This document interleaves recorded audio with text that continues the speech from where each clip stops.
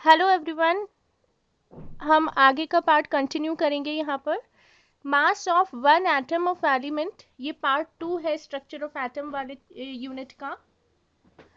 ये यहाँ तक हमने देखा था mass of one atom of element equal to gram atomic mass upon Avogadro number होता है। Mass of one molecule of substance देख लेते हैं आप। Mass of one molecule of substance, mass of one molecule of substance का क्या होता है? So this is molar mass upon Avogadro number. ये वन मॉलिक्यूल जो होता है उसका, किसी भी सब्सटेंस का एक मॉलिक्यूल जो है उसका मास कैसे निकालते हैं हम? तो मोलर मास उस सब्सटेंस का अपॉन एवोगेड्रो नंबर। ठीक है। Next point number 9। देखिए, अगर आपको टेम्परेचर केल्विन में दिया हुआ होता है, सॉरी, अगर आपको टेम्परेचर डिग्री सेल्सियस में दिया हुआ है, आपको केल्विन में उसको कन्वर्ट करना है, तो आप टेम्परेचर लिखते हैं डिग्री सेल्सियस का और उसमें 273.15 प्लस कर देते हैं, तो वो आपका टेम्परेचर केल्विन में आ जाता है। ठीक है। नेक्स्ट पॉइंट देखते हैं।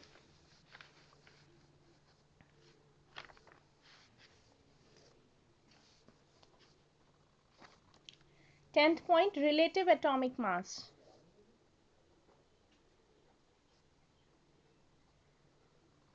रिलेटिव एटॉमिक मास, ये क्या होता है? Mass of an atom of the element, mass of the atom of the element upon 1/12 into mass of an atom of carbon 12। ये है रिलेटिव एटॉमिक मास कैसे निकालते हैं। तो mass of an atom of the element upon 1/12 into mass of an atom of carbon 12। Next point number 11, number of molecules in n moles of substance. Number of molecules अगर आपको निकालने हैं, number of molecules आपको निकालने हैं इन n moles of substance में। n moles of substance में आपको नंबर ऑफ मॉलिक्यूल्स निकालने हैं, तो number of moles into Avogadro number. Number of molecules in n moles of substance equals to number of moles into Avogadro number. Okay, next point number 12.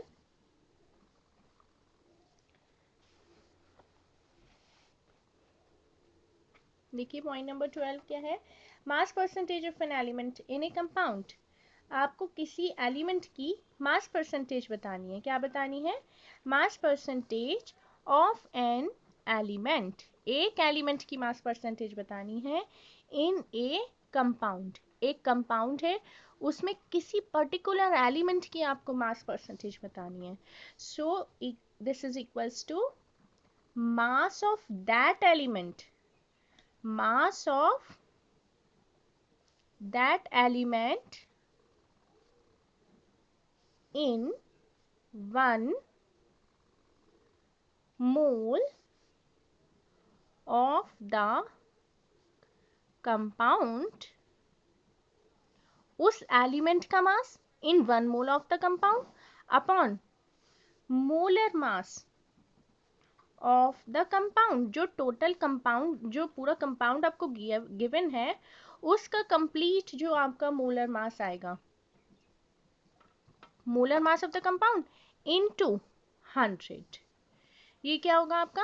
Mass percentage of an element in a compound. एक particular element की mass percentage अगर निकालिए, तो mass of that element in 1 mole of the compound upon molar mass of the compound into 100। Okay, next point number 13, mass percent कैसे निकालते हैं? देखिए, mass percent equals to mass of solute upon mass of solution into 100। ये भी याद रखना है आपको फॉर्मूला मास परसेंटेज का, कि सॉल्यूट का mass upon mass of solution into 100। Okay,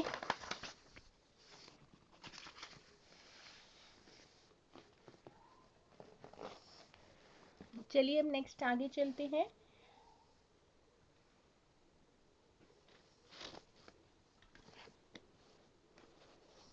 next point, point number 14 है,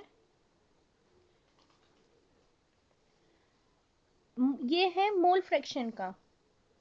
देखिए mole fraction of B solute upon 1 minus X B. 1 minus X B का मतलब होता है, देखिए एक्स ए, मैं आपको यहाँ पर बता देती हूँ, X A mole fraction of solvent plus X B mole fraction of solute, this is always equals to 1।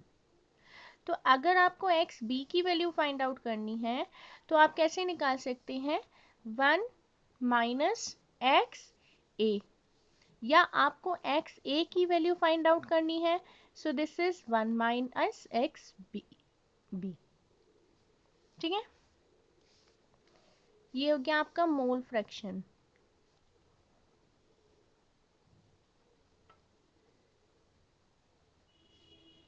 ठीक, चलिए X B upon 1 minus X B is equals to molality into mass of solvent upon 1000।